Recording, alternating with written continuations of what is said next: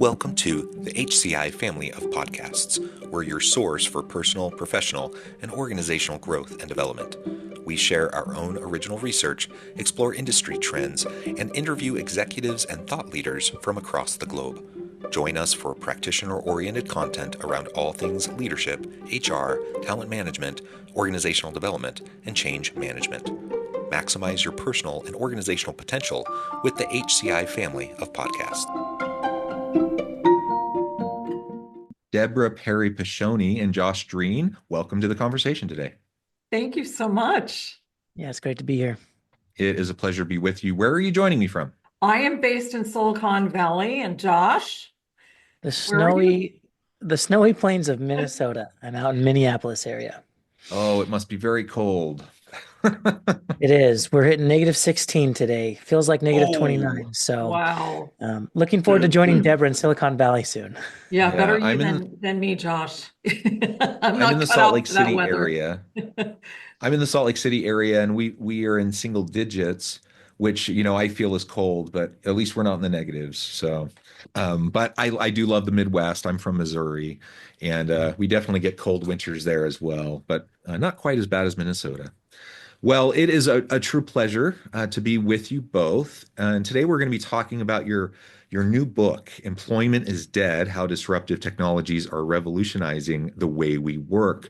This book will be released this coming Tuesday. So I'm super excited to have the opportunity to talk with you about the book, get the ins and outs of it, talk about some of the key findings, the key takeaways, and really the audience, the first look here, right here, to learn more about this really cool, groundbreaking book.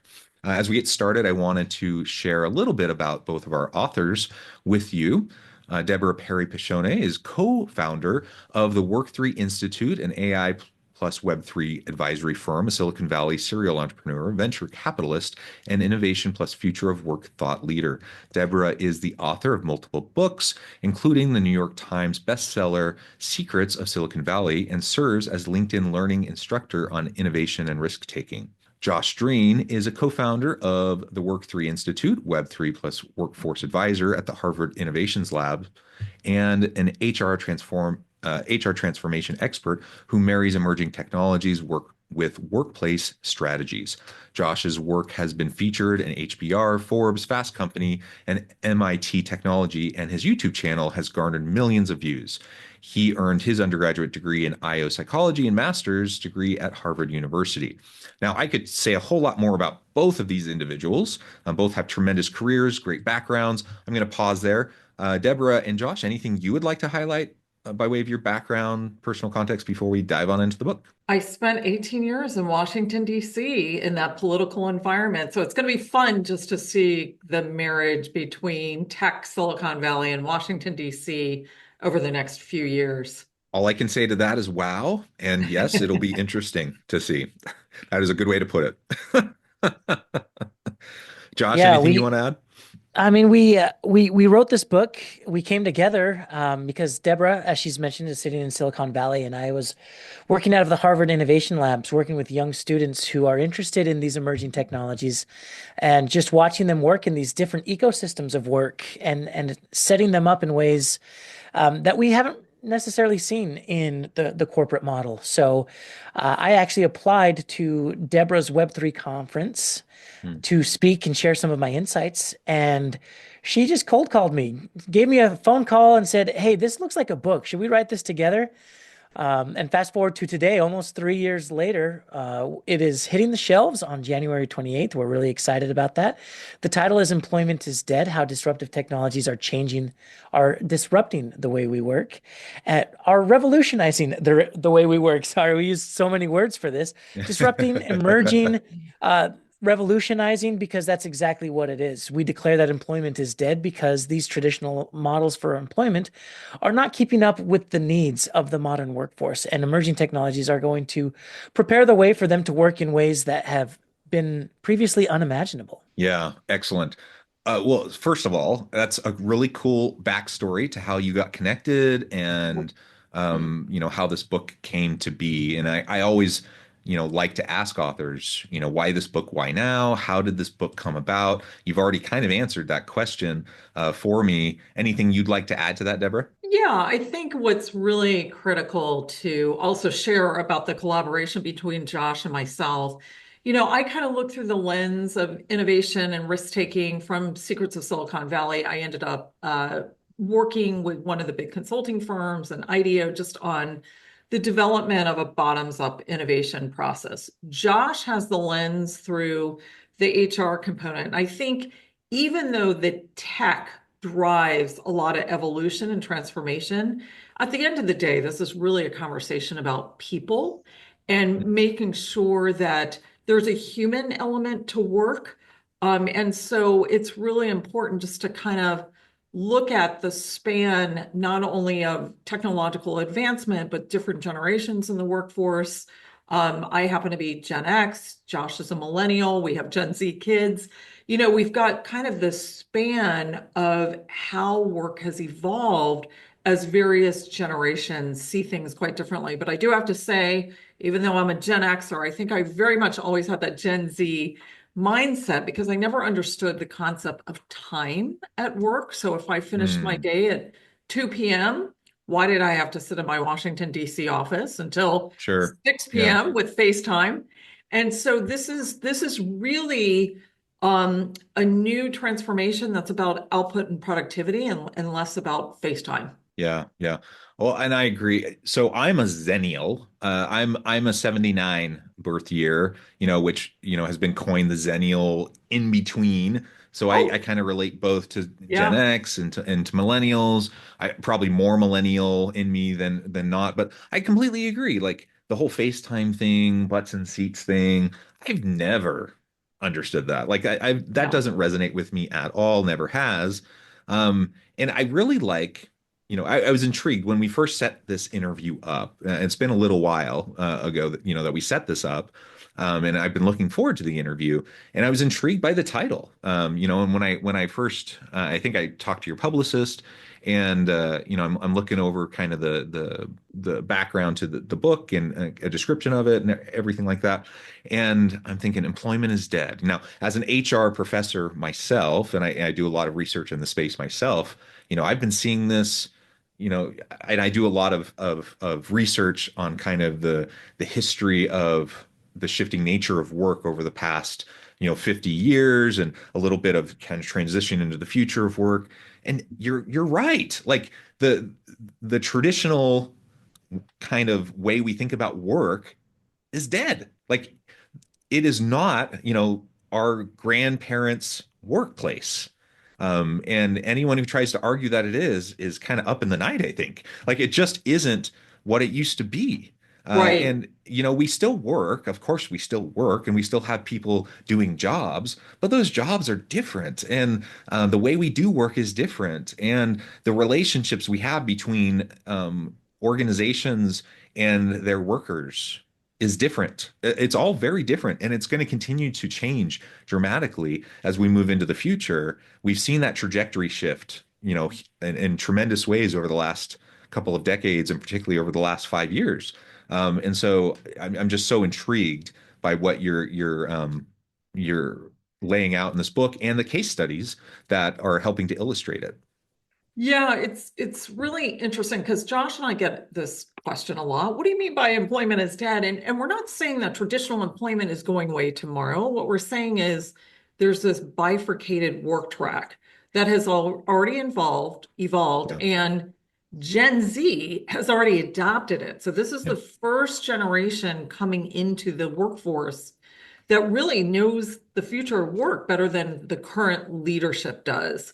And so obviously the media is giving enormous attention to Gen AI and how it's going to impact jobs and the labor market overall. But what we're also talking about is Web3 technologies like the blockchain, like the metaverse, digital twinning, how it will continue to evolve to make work more efficient, make us more product, certainly more productive, Mhm. and figure out how we redefine time and how we utilize time. And for so long we've been crying that we want the European lifestyle that you can take off August. Well, we're now at the stage as AI gets more and more adopted across the enterprise that we can actually imagine embracing life stage flexibility. Meaning, if you want to work 5 days a week, you can have a shorter work day. If you've just had a first child, maybe you only want to work 2 days a week. But Josh, you're the real expert on the Web3 side. Perhaps, you want to weigh in just more on how these other technologies are also taking shape. Yeah, and I really like what you were saying earlier, John, right? That there are emerging preferences for work. There's a different way of looking at work. You and I were raised at a time where feedback was immediate through social media. And Yeah. so when you talk to HR about this concept of employee engagement surveys, it has fallen out of date very quickly, especially when you look Mhm. at, the environment and the culture of the organization. Are we creating trust within the organization? So Deborah and I have come up with the 10 operating principles of Work3, what we're calling Work3. These are the non-negotiables of the modern workforce. And, I work with HR leaders all over the world, and I simply ask them, can you offer any of these to your people? If the answer is no, then I would ask the question, why should they work for you? And Right. the principles are flexibility, autonomy, ownership over the work that you're completing. Are we offering that to our employees, or are we trying to fit them back into the rigid structures of traditional employment? And I feel like that's what we're seeing right now. Mhm. And it will backfire once we come out of this employer market and employees have options again. They won't be hopping. They will be jumping to more alternative work tracts. And so, that's the Web3 blockchain that Deborah's talking about, which is, what if my resume was imprinted on the blockchain so that my skills can be verified immediately and AI can match me with not just a company to work with full time, but maybe several companies, several projects that fit my lifestyle. I can work at 8 o'clock at night with a team across seas, or I can work when and how I want. I can change the laundry, go pick up my kids, work part-time if I want. This is the type of environment that we're moving towards. And John, what's so interesting is just to remind people, the work that we know today is based on Taylorism, which dates back to Yes. 1911, when an engineer said, you know, people don't have feelings. They're just cogs on a wheel. They're just Assembly line, there. right? Yeah, We're way past exactly. that. It worked great for the assembly line, but what's so unfortunate is I still hear continuously about command and control situations, trying to watch you, seeing how many keystrokes you take, seeing how long you're sitting in your chair. We're human. We're not animals. We're not robot. We don't need to be monitored. What we need to be valued on is, at the end of the day, what is the output that we're contributing to the organization? And, now we're in a position where you can have a portfolio career. You don't have to have one job, one manager, one paycheck. We can cobble together not just what we specialize in, but really areas of creativity and passions that we Yeah. have. It could be baking cookies or gardening or driving Uber or dog sitting, whatever it is. We now have this opportunity to really cobble many, many different opportunities to provide for a sustainable living. Yeah, and the command control, the monitoring, when people are talking about those sorts of things, or when that's the style, maybe that was effective in previous generations. Though I'll argue that even back then that wasn't the best way. But maybe it was effective back then. But today it's just not effective. And and if people are using those approaches, you're just a bad leader. You don't have trust with your people, Exactly. and people do not want to work in those types of environments. Josh, to your point, with your 10, I forget what you said, the 10 principles or the 10 components. Yeah, absolutely, people just don't want to work in that kind of an environment, and so a lot of these back to work mandates, back to office mandates that we see at organizations. Now, there are completely legitimate reasons why a CEO might want workers to come back to the office. And that's fine. It depends on the organization, it depends on the industry, it depends on the type of work that they're doing, and maybe it makes complete sense for workers to come back to the office. But for the most part, when I see these back to office mandates, that's not what's going on. Usually it's command control. Yeah, Usually command it's control monitoring. or long-term leases that they can't get out of their Yes. buildings as It's well. sunk cost fallacy, or Yep, it's command control, and we want to monitor you. And it's nuts. It just doesn't make sense in the modern age, and it demonstrates bad leadership.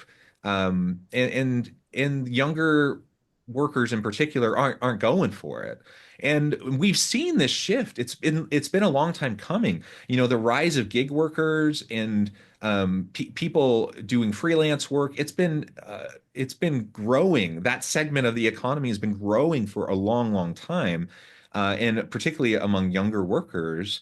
Uh, I only see it continuing that direction, and especially as we have these technologies like blockchain, especially as we have technologies that can connect us even better via distributed teams, uh, freelance work and such across the world. I don't need to be tied through traditional employment arrangements the same way that maybe I had to be in the past in order to make a living, in order to to provide for my family or whatever. And by the way, younger people are opting for different lifestyles that aren't necessarily even consistent with previous generations either. Maybe they don't want a home. Maybe they don't want to get married. Maybe they don't want to have kids. right. And so all of these things look different. And if they look different, that means employers need to adapt in the way that they are hiring, in the way that they're structuring work, in the way that they're leading. And if they don't, they're just dinosaurs and they're going to become obsolete and they're going to have a hard time attracting the type of talent they need to be competitive. We love chasing buzzwords, and the two that come to mind when you're talking there was the Great Stay, which is everyone is staying put at their organization because there are plenty of reasons why. I would, blame the economy, blame the political environment, blame a lot of things. And the Great Detachment that Gallup just posted a new 10-year low of employee engagement within the workplace. So we see that employees are staying at their job, but they are not excited about it.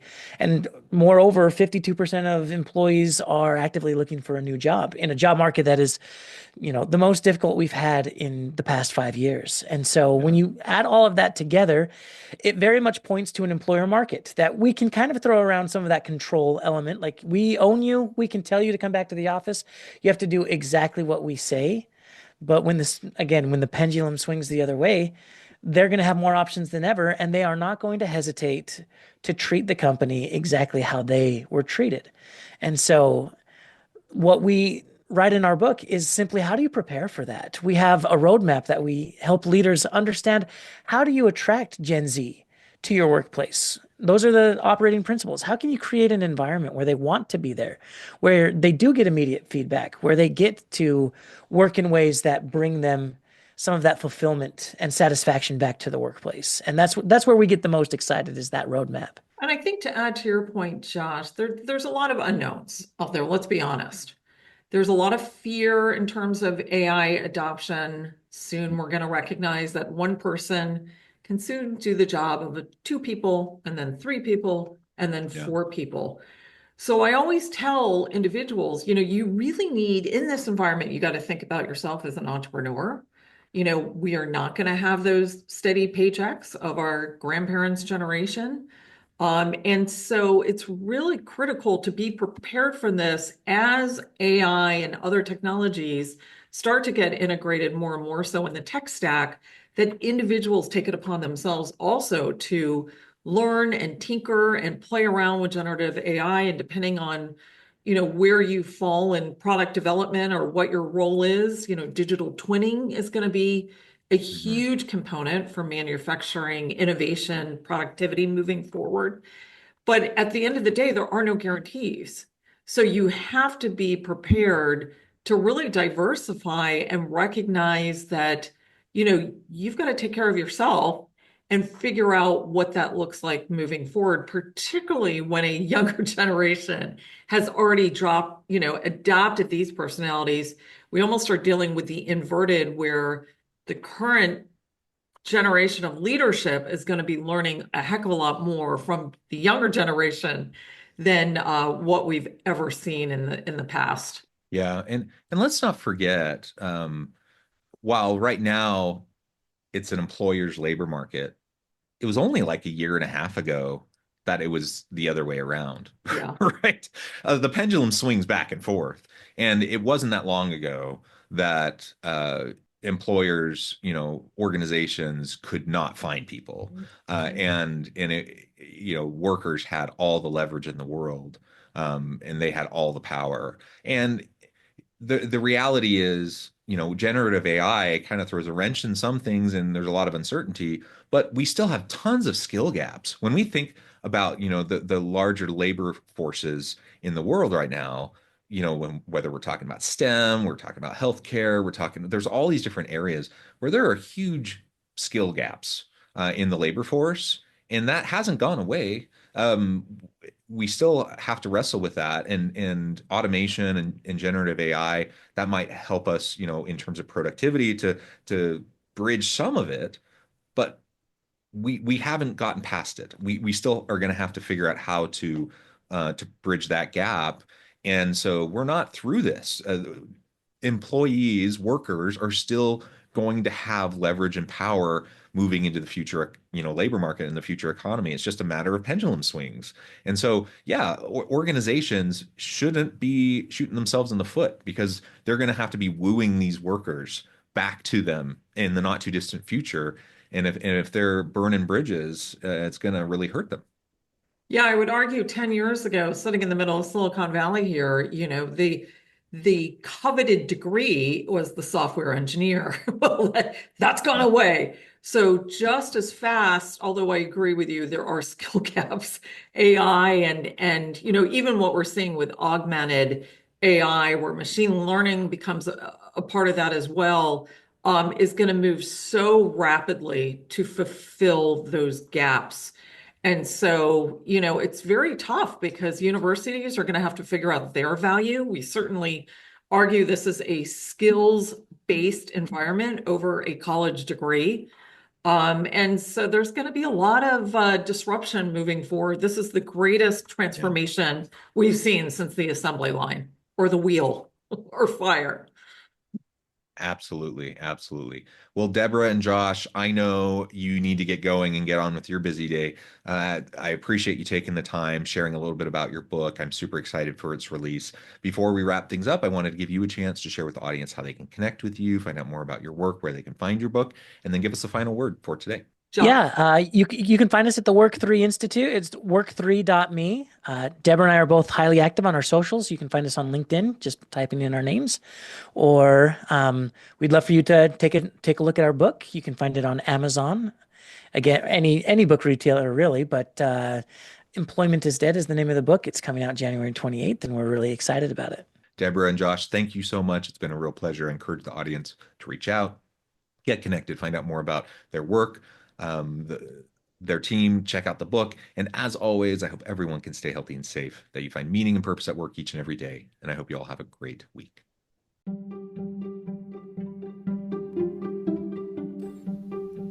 Thanks for joining us for this episode of the podcast.